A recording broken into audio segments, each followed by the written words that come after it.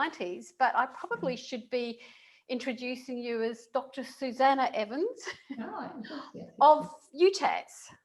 That's right.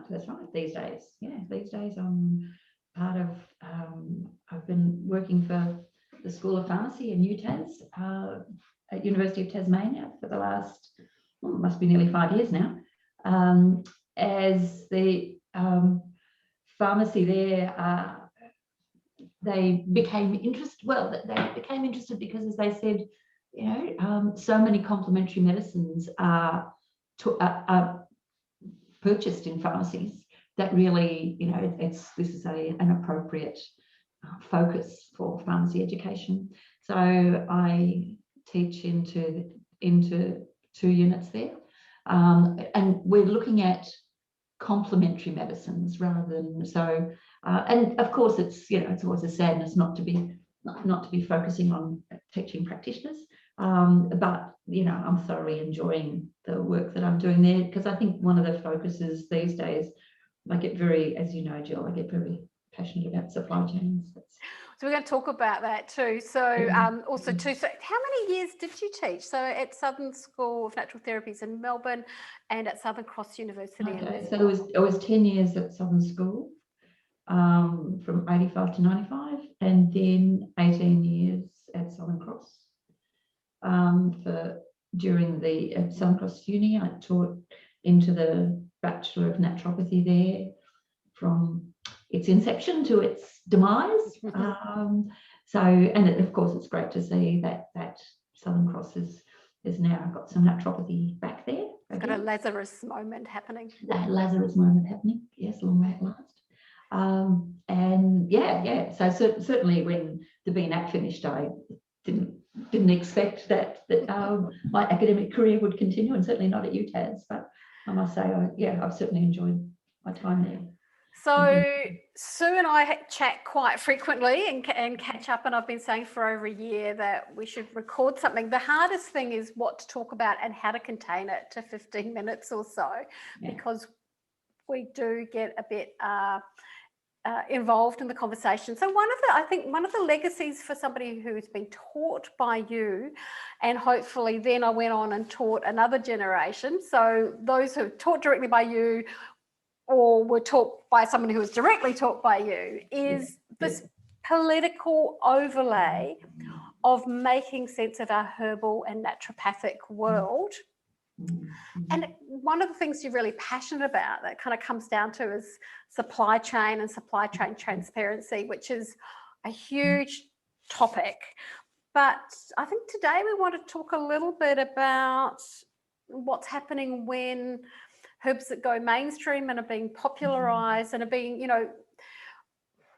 I'd like to think of us as herbalists as being the guardians of our herbs, but we don't. That guardianship is a lot looser these days. That's right, yes. And I think that one of the advantages, taught you in the 80s. I mean, I trained in the 70s and early 80s in the UK. And one of the great things about having such a long career is having seen the changes. Certainly when I trained, there was no such thing as an industry. I mean, there were a few people who made medicines, but there certainly was not a complementary medicines industry. And we used to talk, amongst, our fellow students, we used to talk about, wouldn't it be wonderful if everybody used herbal medicine? But to us, the only way that would happen would be if everybody grew chamomile in their backyard. I mean, there was no understanding that there would be products that people could buy, because, that didn't happen at that time.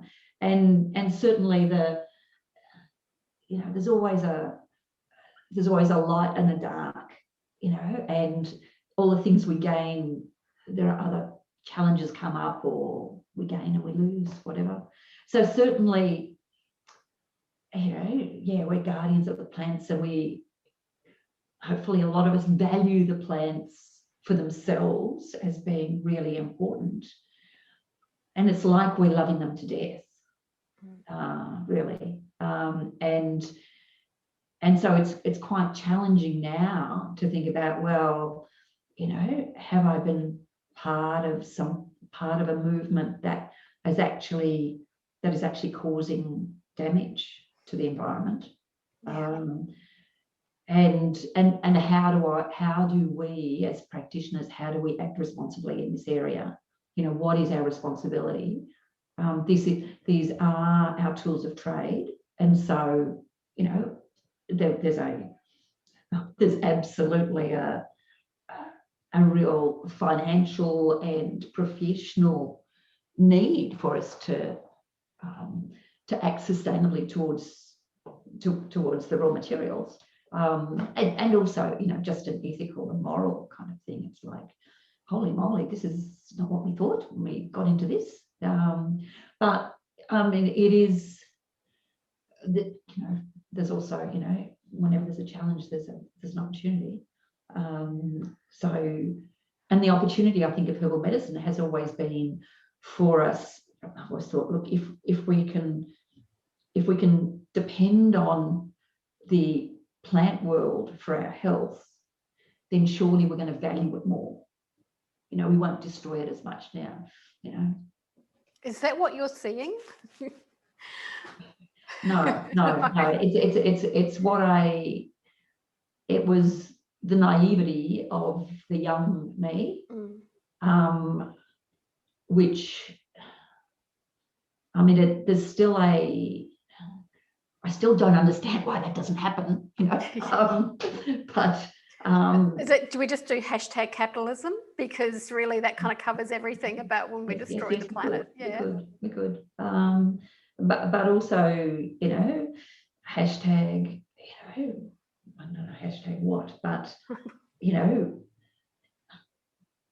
continuing, I think, we need to continue the idealism of all this. So then this is kind of what comes to my head to ask, is that if you are a herbalist or a naturopath who identifies as being a herbalist who's watching this, what can you do to be as ethical as possible? What's the key things to think about to be an ethical practitioner? So once I started, and I can remember the time when it really struck me about the issues around sustainability. Somebody sent me an article, a colleague sent me an article during one summer break, which led me then to one of the seminal articles on conservation of medicinals and sustainability of medicinals. And the first thing that I did after that was I thought, all right, as a teacher, what can I do? And that was to start to really emphasize plant parts. What part of the plant is being used here? When it's the flower and the leaf, that you're not destroying the plant by using it. When it's if you're using the flower, leaf and seed, obviously there'll be lots of that. When it's the root or the bark, particularly the root, then the next question is, how long does this plant take to mature? So if it's a dandelion, dandelion root, hey, not too much problem. But however, if it's something like, golden seal or, a lot of the North American ones, where it might be 5, 7, the ginsengs, 5, 7, 13 years for the plant to mature. I don't know that means that we don't use it, but I do think it means that we think about it. Actually, I was thinking of golden seal, and that was the herb that comes to mind in the early 90s. That was the first time I became really super aware of that ethics, because it wasn't very easy to cultivate. And I do remember at the time it was getting wildcrafted out of existence, particularly in North America. And that CITES became involved. Yeah. So it became... it became a problem. Now it's moved now, so that now remember, CITES is Convention on International Trade in Endangered Species. That's trade. But international trade. Yes. So CITES wouldn't affect moving, trading golden seal from Ohio to New York, but it would affect us being able to import it. Now, we still, so that convention still exists, but it means that the golden seal that is imported into Australia is cultivated, because the convention is only on the international trade of endangered species, and wild harvested, wildcrafted is endangered, but cultivated isn't. And they've worked out ways to cultivate golden seal. So I mean, it's still expensive, but you know, it's not the issue that it was then. I mean, what's really interesting, I think, always is that when you look at, you know, people who do work in this area, people like traffic, you know, the big, you know. Maybe explain a bit about traffic. Traffic. What does traffic? I don't know what does traffic stand for? Trade in. Anyway, they look at traffic's one of the big NGOs that looks at trade in wild harvested, wild harvesting. They call themselves the Wildlife Trade Monitoring Network. Okay. Right. Okay. So TRAFFIC, and it's always all in caps. And so they're one of the organisations that looks at trade in wild plants as well as wild animals, and the looking at endangeredness of that. Now they put out a report pretty recently on the relationship on wild plants, use of wild plants, particularly with COVID, and the increase in use of wild plants in COVID.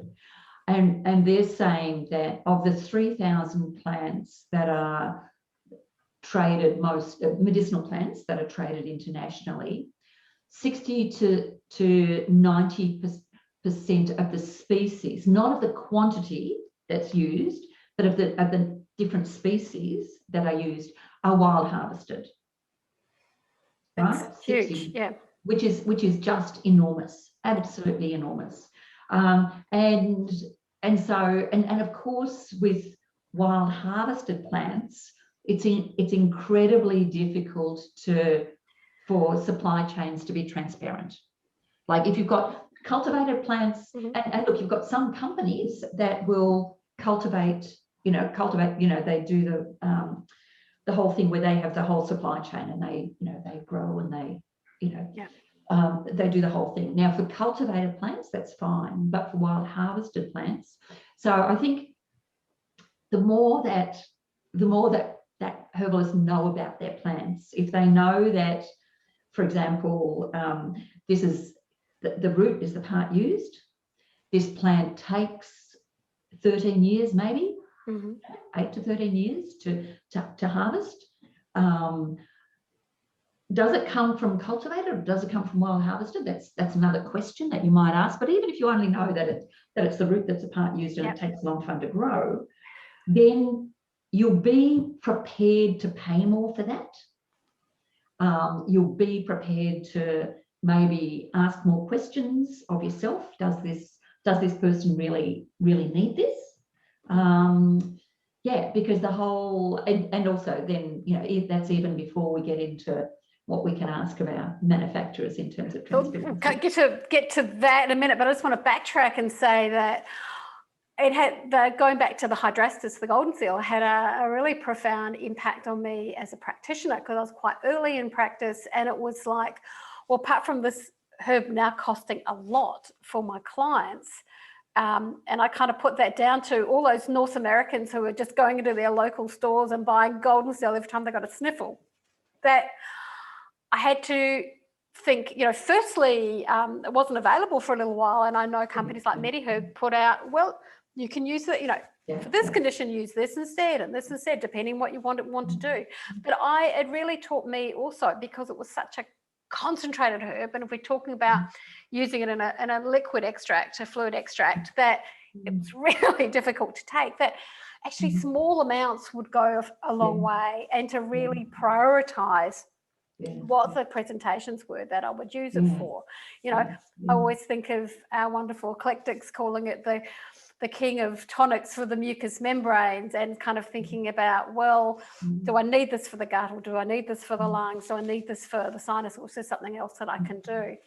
So I'm sure if I'm listening to this as a practitioner, without going down the rabbit hole too much of supply chain, because that's probably an hour's discussion. Yes. But a really good book to recommend on that by Anne Armbrecht, Armbrecht. And it's called? The Business of Botanicals. It's an easy read. And it became available early this year, so early 2021. And she's looking at the supply chains, particularly she's based on the east coast of North America, somewhere over there, Vermont or somewhere. So she's looking primarily at the North American situation, but it's a really interesting read. She neither glorifies nor puts down the issues around supply chain. She says, look, we want to know where our food comes from. We want to know where our clothes come from. What about our herbs? Where do our herbs come from? These people are trying to do really good things, and these are the barriers or the difficulties that they're facing. These people aren't bothering so much, and this is like, oh, okay, how do we feel about that? And these are some of the issues going forward. I mean, certainly her book's great, but also her website, which is the Sustainable Herbs Project. Okay, so I will do links when I put this on my YouTube channel. I'll put some links to her website and to the Sustainable Herbs Project, and also to traffic. And traffic. Also to okay. Traffic. Yeah. So I'll have links down below. Yeah. Sure. So then, thinking as a practitioner, okay, times are quite tough at the moment for some people. And this is a huge can of worms to open. I'm starting to think, I'm doing that first step and thinking about, am I using an aerial plant, part of the herb, or the bark, or the root? And I'm going to go back a little bit to what I know about the herb itself and the parts used and all that sort of stuff. To think first very carefully about when I'm prescribing a root or a bark. If I wanted to dig a little bit deeper, I mean, once again, one of the big changes since I graduated in 1991 is that I could get on the bottle of the herbs that I would buy, it would have whether it was biodynamically grown, organically, wildcrafted, or it was conventional, and country of origin. Thinking now about our liquid herbs, let alone getting into tablets, it's just going to be ridiculous. But there's very little of that information available now. There is, and I think it might have been a conversation I had with Anne at one stage. But just some of the issues, and look, I am sympathetic to manufacturers in this, because really the only way that we can ensure transparency is through audit trails and through their registering with, there are different programs where they can guarantee, just as organic certification. So if you're going to have a certification of something, then you have to be audited for that. You have to have an external auditor. Yes. Because really, to have your manufacturer say, look, we get the best quality, it's like, what does that mean? Or whenever possible, we buy organic. Well, what's that mean? It's totally meaningless. It's totally it's like foods that it will contain Australian or foreign or mostly organically sourced, and it means nothing. That's right. Yeah. So really, the only way that you can be sure of this is if you've got certification and you're audited. However, every certification looks at something different. Every certification costs. And so it costs to be certified. It costs the manufacturer to be audited. You can be certified to be organic, fair trade, fair wild, which means fair trade and wild harvested, rainforest friendly, panda friendly, elephant friendly. I mean, really. So what are the what's going to be most important for you, for your customers, and why are your customers going to pay more in order to cover your costs in terms of the certifications? So I don't know what that is. I mean, certainly I would look at people's certification. I mean, Mm. you know, if you're browsing around websites and things, I mean, you know, I'm not into particularly promoting particular companies, but I would have to say that Pukka teas, Yeah. you know, have been one of in the forefront of getting the Fair Wild certification. But the Fair Wild certification, which is fair trade for wild harvested herbs, fair trade and sustainably supported for wild harvested herbs. But like that wouldn't be all the things in their range. There'll be a few things, and because you know this is such a huge area that one can get quite overwhelmed. And I think, I mean, for me, one of the things that brings me back is just at least making a few things myself at home for my family to keep me in touch with. Even, you know, like, I mean, that's not realistic in terms of a practice. Yeah. But all right, but if I am, for example, growing thyme in my, you know, in an apartment with a rooftop, if I grow thyme in the rooftop, or I grow, you know, or I grow, you know, I grow calendula, or I grow whatever, it does. I remember my very first teacher, who was, Nalda, when I was in the UK, and I did my clinical hours with Nalda, and she was in quite an urban area in the Midlands, and she had this garden, and it wasn't, I didn't quite understand why she was growing one plant of motherwort, for example. And I say, well, you know, but you're not using it. And she said, no, Sue, it's really important that I know how the plant grows. And I think it's probably taken me a very long time to really understand what she's talking about. It's like, well, okay, even if I only grow a few, then I know that with motherwort, I use the leaves, you know, and I know that it lasts for a few years and it likes this sort of weather or that sort of weather. Whereas if it's something like, whereas if it's, you know, one of the ginsengs or whatever, then that's a completely different. So that's a really good thing.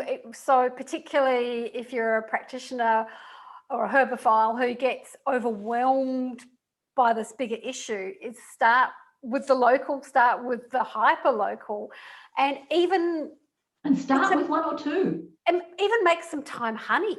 Yes, absolutely. You know, yes, get some local honey, and your balcony or backyard grown thyme. Check the soil first. I was saying somebody who lives in the inner city, don't put things on the ground unless you want to check the soil. Well, Macquarie University does their free testing of, you know, of your local soils. Check that out. Oh, that's good to know. And thyme grows pretty fast. It's pretty robust. It will grow in most places. And then, you know, look at your infusions, look at your alcohol extracts, and even just look at your honey. Look at your honey, infused honey. And it's winter, good time for your respiratory infection. That makes such a good home medicine. And also teach your clients to empower them. Because we can talk about this all day, I just want to ask one quick. So if is there one or two herbs on practitioners' shelves that they should probably think most about to explore around these ethical issues? I'd be certainly, I mean, price is one of the things that is useful to look at. I keep coming back to the ginsengs. Just think about, and a story that I heard that I love I heard from somebody who trades who's a buyer for a big herbal manufacturer in the States. You're saying, okay, we want to have a relationship with the people who grow for us. So, but just imagine how we do this and what we're asking for. So we're asking for a grower often in Asia to grow us some ginseng. We know that'll take 7 years for that to grow to any kind of maturity. To get the quality of the constituents that we want, because we want predictable constituents. We also know that it's likely that the ground needs to be fallow for a number of years after that. That's not going to be able to be replanted. Okay, if we're asking that of our grower, then as a manufacturer, when do we pay them? Mm-hmm. Do we pay them? Because we only get the harvest every 7 years. Yeah. They have to live for that 7 years. We are asking them to put their land to our use for that 7 years. So that would be one. Rhodiola would be another one. And it is, I mean, rhodiola and also licorice, because they're both plants that I would want to know where they come from, because in some areas they're quite fine, you know, and there's plenty that they're not endangered, but in other areas of the world they are endangered. They are, it's problematic. So those would be a couple of plants that I would be asking more about, and trying to, and again, I know for myself, I mean, I'm pretty passionate about this area, but also, you know, like, I'm not expert on all the plants. You know, there are some plants that when I'm particularly interested in them, I'll then do a deep dive on Google, you know, and spend a couple of hours trying to find out, okay, so where is this from and what are the issues? But then I'm still only know something about a couple of plants, and I might know enough to ask some questions. That's all. You know, it's really, because that's the other thing that I've found in the decades I've been involved in this, is change comes when practitioners ask questions, and good practitioners ask questions of their manufacturers. And if enough people continue to ask the questions, change happens. Change does not happen unless you ask a question. So you got a bottle of ginseng from an Australian manufacturer. You can ring up and say, this is the batch number. Can you tell me where this comes from? Yes, can you tell me where it comes from? And can you tell me, was it cultivated? Was it cultivated or was it wild harvested? And what do we know? And you know, are there any certifications? You know, like how much can you tell me about the story?